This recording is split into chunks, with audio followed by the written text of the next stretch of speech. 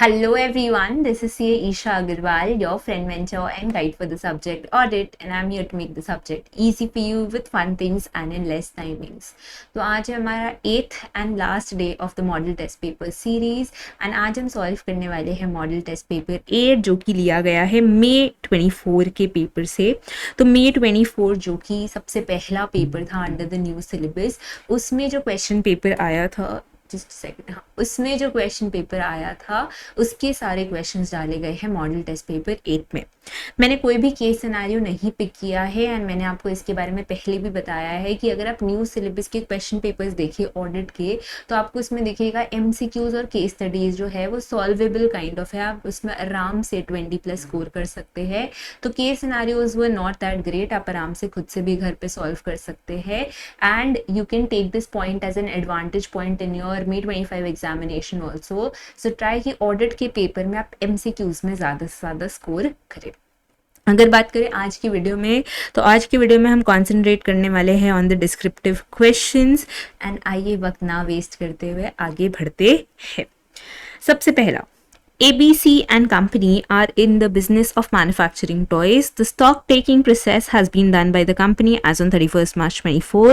The company has used FIFO method for valuation of its inventories. The cost of inventory as on 31st March 24 is 25,25,000 and the net realizable value of the inventory as on the same date is 25,24,000. The cost of the inventory includes the following: material purchase cost, allocated transport cost, abnormal wastage.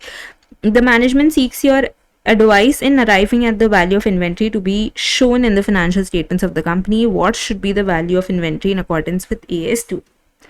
Ma'am, accounts का question कहीं गलती से audit में तो नहीं आ गया? नहीं, but ये ऑडिट के ही पेपर का क्वेश्चन है एंड आइटम्स ऑफ एफएस में से आप कोई ऐसा क्वेश्चन भी एक्सपेक्ट कर सकते हैं जो थोड़ा एएस लिंक्ड हो। तो इसीलिए मैंने डाला ताकि आपको पता चले कि ऐसे टाइप के भी क्वेश्चंस आ सकते हैं आपके पेपर में। तो क्वेश्चन कह रहा है एबीसी एंड कंपनी करके कंपनी है एंड उन्होंने स्टॉक वैल्यूएशन मेथड को फीफो मेथड चूज़ किया है and as on 31st March cost of their inventory is 25,25,000 और एनआरवी इज़ 25,24,000। तो जैसा हमें पता है कॉस्ट और NRV which ever is lower, तो यहाँ पे जो छोटा होगा हम उसको कंसिडर करेंगे as the value of inventory. यहाँ पे कॉस्ट है 25,25,000 और जो एनआरवी है वो 25,24,000। तो देखो वैल्यू तो मुझे लगता है इस पे होना चाहिए। फिर उन्होंने बताया है कि कॉस्ट में क्या क्या इंक्लूड किया गया है, यानी 25,25,000 का ब्रेकअप क्या है। तो 25,05,000 is the material purchase cost, बिल्कुल सही है। फिर एलोकेटेड ट्रांसपोर्ट कॉस्ट ₹18,000, ये भी सही है। Whatever cost is incurred to bring the inventory to present location and condition, वो सारे इन्वेंट्री के वैल्यू में ऐड होता है, तो ये भी बिल्कुल कॉस्ट में ऐड होगा। एंड लास्ट आता है अबनॉर्मल वेस्टेज। अब ये गलत है, अबनॉर्मल वेस्टेज जो है वो कॉस्ट ऑफ इन्वेंट्री में ऐड नहीं होता है। तो कॉस्ट ऑफ इन्वेंट्री होना क्या चाहिए मैम? कॉस्ट ऑफ इन्वेंट्री होना चाहिए 25,23,000 एंड अब अगर आप देखें तो cost is lower than NRV, तो यहाँ पे कॉस्ट ऑफ इन्वेंट्री एनआरवी से कम है and cost of inventory should be the value of inventory. तो value of inventory at 31st March 24 should be 25,23,000। अब आपको यही बात नीचे एक्सप्लेन करनी है। सबसे पहले कॉस्ट ऑफ प्रोडक्शंस के बारे में बताना है, यानी क्या क्या चीज़ें वैल्यू ऑफ इन्वेंट्री में ऐड अपॉन होती है। फिर आपको अबनॉर्मल वेस्टेज के बारे में बताना है। अबनॉर्मल वेस्टेज का एडजस्टमेंट करके दिखाना है कि 25,23,000 will be the cost of inventory and क्योंकि एनआरवी कॉस्ट से ज़्यादा है तो जो वैल्यू ऑफ इन्वेंट्री होगी वो कॉस्ट ऑफ इन्वेंट्री होगी, एनआरवी ऑफ इन्वेंट्री नहीं होगी। So accordingly 25,23,000 is to be considered as the value of inventory in the above situation. Next question, a professional accountant is expected to comply with fundamental principle of professional ethics at all times. Explain which fundamental principle governing professional ethics is violated in the following situation. A chartered accountant in practice accepted the appointment of as an auditor of a firm in which his sister was a partner. A chartered accountant in practice was approached by his friend to seek some insider information about the company, which was a client of a chartered accountant. He could not refuse his friend's request. A chartered accountant in practice failed to inform his client about the change in laws applicable to the client. तो यहाँ पे आपको 3 scenarios दिए हैं and आपसे पूछा है कौन से fundamental principle of professional ethics का ब्रीच हो रहा है, कौन से fundamental principle of professional ethics का ब्रीच हो रहा है। तो सबसे पहले मैं बता दूं कि आपको यहाँ पे fundamental principle of professional ethics यानी integrity, objectivity, professional competence, professional behaviour and confidentiality का कहाँ ब्रीच हुआ है इसके बारे में बताना है। इसमें एक मिस्टेक जो बहुत सारे बच्चे करेंगे वो directly threats to independence answer दे देंगे कि मैम ये थ्रेट टू इंडिपेंडेंस है, ये थ्रेट है यहाँ पे, ये इसलिए उसको एक्सेप्ट नहीं करना चाहिए था। मैं पहले ही क्लैरिफिकेशन दे दूँ, आपको पूछ रहे हैं फंडामेंटल प्रिंसिपल कौन सा वायलेट हुआ है, मतलब आपको बताना है integrity, objectivity, professional competence, professional behaviour and confidentiality में से क्या क्या चीज़ों का वायलेशन हुआ है। ये क्वेश्चन मैंने इसीलिए पर्पसली इंक्लूड किया क्योंकि मुझे पता है बहुत सारे बच्चे ये गलती करके आएंगे कि प्रोफेशनल एथिक्स और फंडामेंटल प्रिंसिपल्स को इग्नोर कर देंगे। वो बस ये याद रखेंगे अच्छा ethics and terms of audit engagement से ये क्वेश्चन है तो वहाँ पे थ्रेट्स टू इंडिपेंडेंस के बारे में हमें बताया था, तो यहाँ पे हम लिख देते हैं कौन कौन सा थ्रेट्स टू इंडिपेंडेंस है। तो याद रखिए यहाँ पे आपको integrity, objectivity, competence, behaviour and confidentiality का कहाँ ब्रीच हुआ है उसका आंसर करना है। सबसे पहला, a chartered accountant in practice accepted the appointment as an auditor of a firm in which his sister was a partner। मतलब यहाँ पे बोल रहा है जो ऑडिटर है या जो चार्टर्ड अकाउंटेंट है उसने एक ऐसे फर्म की ऑडिट एक्सेप्ट की जिसमें उसकी जो बहन है ना वो पार्टनर है, जिसमें जो उसकी बहन है वो पार्टनर है। अब आपको क्या लगता है कि जो चार्टर्ड अकाउंटेंट है वो कभी भी इस फर्म के लिए सही ओपिनियन दे पाएगा? ऑब्वियस सी बात है वो जो ओपिनियन देगा वो बायस्ड नेचर का होगा, वो अनबायस्ड नहीं होगा, वो इंडिपेंडेंटली ओपिनियन नहीं दे पाएगा।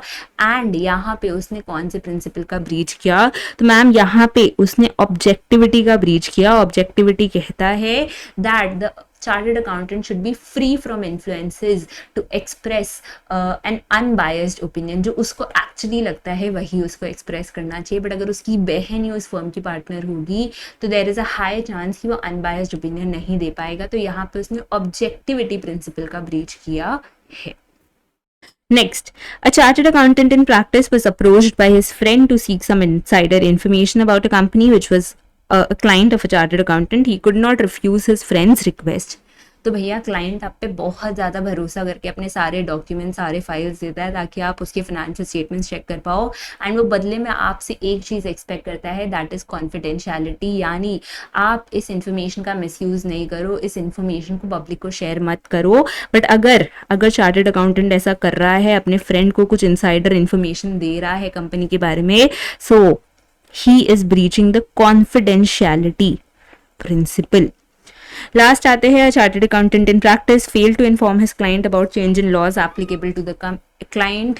तो अगर आपको पता हो एक चार्टर्ड अकाउंटेंट को प्रोफेशनल कंपिटेंस मेंटेन करना होता है which requires him to have all the updated knowledge of all the laws and regulation and standards so that वो क्लाइंट को सही सर्विस डिलीवर कर पाए। अगर वो क्लाइंट को laws, regulation, AS, Ind AS जो भी क्लाइंट पे एप्लीकेबल है उसके बारे में गाइड नहीं कर पाए, उसके हिसाब से गाइड नहीं कर पाए, सो इट इज़ कंसिडर्ड कि उसने प्रोफेशनल कंपिटेंस मेंटेन नहीं किया है। तो यहाँ पे जो चार्टर्ड अकाउंटेंट क्लाइंट को नहीं बताया या जो चार्टर्ड अकाउंटेंट ने क्लाइंट को नहीं बताया about change in laws, so it means कि उसने प्रोफेशनल कंपिटेंस का वायलेशन किया है, उसने प्रोफेशनल कंपिटेंस फॉलो नहीं किया है। सबसे पहले जैसे मैंने कहा था, सबसे पहले ऑब्जेक्टिविटी प्रिंसिपल का ब्रीच हुआ है। ऑब्जेक्टिविटी मतलब the accountant shall not undertake any professional activity if a circumstance or relationship unduly influences the accountant's professional judgment regarding that activity। Next आता है कॉन्फिडेंशियलिटी। तो कॉन्फिडेंशियलिटी मतलब आपको इन्फॉर्मेशन पब्लिक को शेयर नहीं करना चाहिए, प्राइवेट इन्फॉर्मेशन को प्राइवेट ही रखना चाहिए। एंड लास्ट आता है professional competence and due care. वो कहता है the accountant should attain and maintain professional knowledge and skill at a level required to ensure that the client or employing organisation receives competent professional service. तो ध्यान रखिएगा, अगर ऐसा कुछ question आपके एग्जाम में आता है तो आंख मूंद के बस फटाफट थ्रेड्स टू इंडिपेंडेंस नहीं लिखना है। अगर प्रिंसिपल्स की वायलेशन के बारे में पूछा है तो हमें प्रिंसिपल्स के हिसाब से ही आंसर करना है। Next, Sanskar Foundation is a non-governmental organization for orphan children. They have received voluntary contribution of rupees 50 lakhs from promoters, specifying that 20 lakhs are towards the corpus contribution and 30 lakhs are towards the revolving fund. Explain the terms corpus contribution and revolving fund. तो यहाँ पे बोल रहा है संस्कार foundation करके एक NGO है एंड उनको 50 लाख का वॉलंटरी कॉन्ट्रीब्यूशन मिला है, जिसमें से 20 लाख का है कॉर्पस एंड 30 लाख का है रिवॉल्विंग फंड। अब आपसे पूछा है corpus contribution and revolving fund का मतलब क्या होता है। तो ऐसे तो मैं कहती हूँ different kinds of undertaking easy है, आप उसमें अपना कॉमन सेंस लगा के आंसर कर सकते हो, बट ये सब जो चीज़ है ना ये सब थोड़ी टेक्निकल है एंड ये सब जब आप पढ़ेंगे एक्चुअली तभी आपको समझ में आएगा। तो मैं बता देती हूँ कॉर्पस फंड का जो ट्रीटमेंट होता है या कॉर्पस कॉन्ट्रीब्यूशन का जो ट्रीटमेंट होता है वो कैपिटल फंड में ऐड हो जाता है। कॉर्पस कॉन्ट्रीब्यूशन जब भी दिया जाता है तो स्पेसिफाई करके दिया जाता है कि ये जो फंड है ये कैपिटल पर्पस के लिए यूज़ करिएगा एंड कॉर्पस कंट्रीब्यूशन का अमाउंट भी छोटा सब्सक्रिप्शन या छोटा मोटा डोनेशन जैसा नहीं होता है। तो कॉर्पस कंट्रीब्यूशन जब भी दिया जाएगा तो इट इज स्पेसिफाइड एंड वो कैपिटल फंड में ऐड होगा। नेक्स्ट आता है रिवॉल्विंग फंड। तो रिवॉल्विंग फंड जैसा इसका नाम है वैसा ही इसका नेचर है। ये जो फंड है वो रिवॉल्विंग नेचर का होता है। ये जो फंड है जब एनजीओ इस फंड को रिसीव करता है तो instead of using it for their own purpose वो क्या करता है दूसरे एनजीओज को ये फंड लेंड करता है, उससे इंटरेस्ट अर्न करता है जो कि या तो इस फंड में ऐड बैक हो जाता है या पीएनएल में क्रेडिट हो जाता है। So this is basically used as a fund to lend to other NGOs and उसमें से थोड़ा मोड़ा अदर इनकम जनरेट करने के लिए।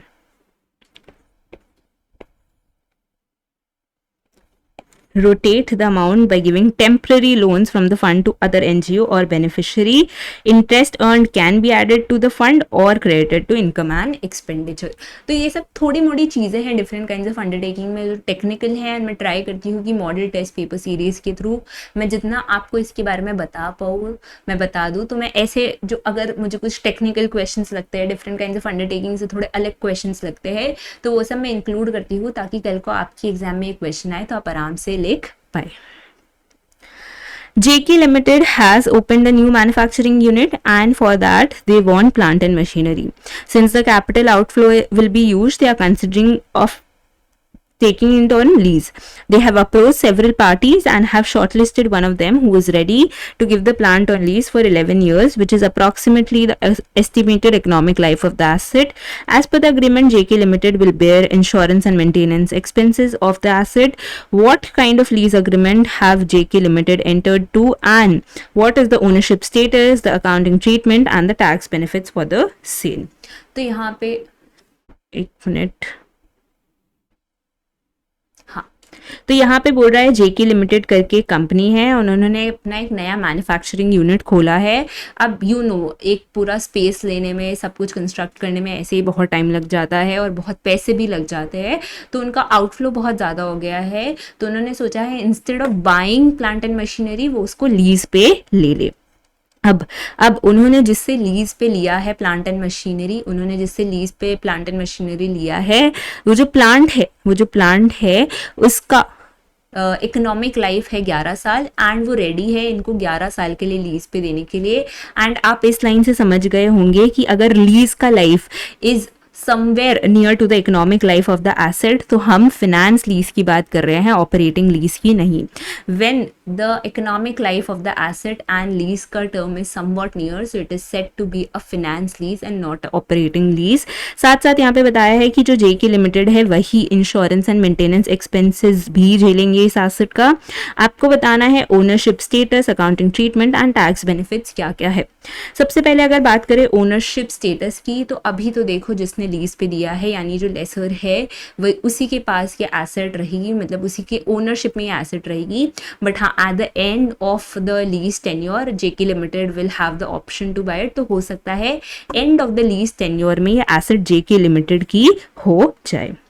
अगर बात करें अकाउंटिंग ट्रीटमेंट की तो फाइनेंस लीज में आपको पता है जैसे लोन में अपने करते हैं अकाउंटिंग ट्रीटमेंट प्रिंसिपल और इंटरेस्ट का, वैसे ही वैसे ही आपका कंसिडर किया जाएगा एंड प्रिंसिपल इंटरेस्ट के हिसाब से आपको अकाउंटिंग करनी पड़ेगी। लास्ट आता है टैक्स बेनिफिट का, तो जो जेके लिमिटेड है वो इंटरेस्ट भी क्लेम कर सकते हैं एंड डेप्रिसिएशन भी इस एसेट का क्लेम कर सकते है। Yet again a very AS19 type question. अगर आपने AS19 अच्छे से पढ़ा होगा तो आप आराम से इस क्वेश्चन को आंसर कर पाएंगे। And we come to the last question of this paper and the series. Messrs. KLM and Company Chartered Accountants, a partnership firm, while designing test of controls and test of details in MN Limited, has to determine the items for testing that can be effective in meeting the purpose of audit procedure. For this, they have decided to select specific items from the population, state the factors that can be considered by the audit firm for selecting specific items from the population, and also state the specific items that can be included for such testing. तो यहाँ पे बोल रहा है messes KLM and company करके एक chartered accountant firm है and वो MN लिमिटेड का ऑडिट कर रहे हैं। मैसेस KLM एंड कंपनी करके एक चार्टर्ड अकाउंटेंट फर्म है जो MN लिमिटेड का ऑडिट कर रहे हैं। ऑडिट के दौरान इन्होंने सोचा TOC एंड TOD टेस्टिंग करनी है एंड उन्होंने सोचा कि कुछ स्पेसिफिक आइटम सिलेक्ट कर लेते हैं। अब क्वेश्चन आपसे पूछ रहा है कि what are the factors that are to be considered by the audit firm for selecting the specific items, and आपसे पूछे कुछ examples of the specific items that can be selected. तो ये क्वेश्चन मैं बता दूं आपको ऐसे 500 से है। ये क्वेश्चन मैं आपको बता दूं ऐसे 500 ऑडिट एविडेंस वाले चैप्टर से है। ऐसे 500 में कहा गया है कि जब आप कोई आइटम सिलेक्ट कर रहे हैं एविडेंस ऑब्टेन करने के लिए, प्रोसीजर्स अप्लाई करने के, तो उसके 3 तरीके हो सकते हैं। जब आप कोई आइटम सिलेक्ट कर रहे हैं प्रोसीजर अप्लाई करने के लिए, एविडेंस ऑब्टेन करने के लिए, तो उसके लिए 3 तरीके हो सकते हैं। या तो आप 100% चेकिंग कर ले, यानी जितने भी ट्रांजैक्शंस है पॉपुलेशन में सबकी चेकिंग कर ले, या तो आप स्पेसिफिक आइटम सिलेक्ट कर ले, या तो आप लास्ट में ऑडिट सैम्पलिंग पे रिजॉर्ट कर ले। अब 100% चेकिंग इज यूजुअली रेकमेंडेड जहाँ पे नंबर ऑफ ट्रांजैक्शंस कम हो और उनका हाई वैल्यू हो। सिलेक्टिंग स्पेसिफिक आइटम्स क्या होता है, ऑडिटर प्री सिलेक्ट कर लेता है कि वो यही सारे आइटम्स चेक करेगा। एंड ऑडिट सैम्पलिंग में क्या होता है, वो रैंडम सैम्पलिंग लगाता है, जो भी सैम्पलिंग प्रोसेस में सैंपल्स आते हैं वो उस पर प्रोसीजर अप्लाई करता है। तो selecting specific items and audit sampling में यही डिफरेंस होता है। सिलेक्टिंग स्पेसिफिक आइटम्स में ऑडिटर प्री सिलेक्ट करके रखता है, वेयर ऑडिट सैम्पलिंग में ऑडिटर डज नॉट नो कि सैंपल में क्या पिक होगा। तो यहाँ पे आपसे क्वेश्चन ने पूछा है सिलेक्टिंग स्पेसिफिक आइटम्स में क्या क्या चीजें हैं जो एक ऑडिट फर्म को कंसिडर करनी चाहिए। सबसे पहले auditors understanding of the entity, दूसरा रोमम। सिंपल सी बात है, अगर जहाँ जहाँ रोमम हाई है, आपको लगता है इस आइटम्स में रोमम हाई है, तो वहाँ पे आप वैसे आइटम सिलेक्ट करोगे। जहाँ आपको लगता है रोमम लो है तो आप उस हिसाब से आइटम्स पिक कर सकते हो। फिर characteristics of the population being tested, तो यू नो अगर होमोजीनियस पॉपुलेशन है, यानी सिमिलर नेचर के ट्रांजैक्शंस है, तो वहाँ पे कम आइटम सिलेक्ट करने से भी चलेगा। बट अगर हेट्रोजीनियस पॉपुलेशन है तो वहाँ पे आपको ज़्यादा आइटम सिलेक्ट करने पढ़ेंगे। क्या क्या items you can select while selecting the specific items, तो आप हाई वैल्यू आइटम सिलेक्ट कर सकते हैं। Items above a certain amount select कर सकते हैं। आपको लग रहा है यार ये ट्रांजैक्शंस जो है इस लेजर में एवरेज इनका वैल्यू 20,000 है, तो मैं 10,000 से ऊपर का ट्रांजैक्शंस चेक कर लेता हूँ, तो वैसा कर सकते हैं।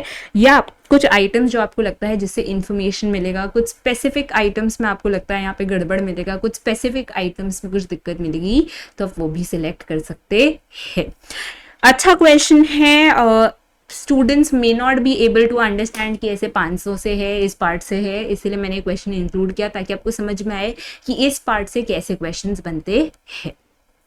So that is it for today's video, and that is it for this series also. I hope you enjoyed these series. I hope this series help you in your examination, and thank you so much for watching this series. Also, for more such CA related content, keep following our channel Naveen Classes. Thank you.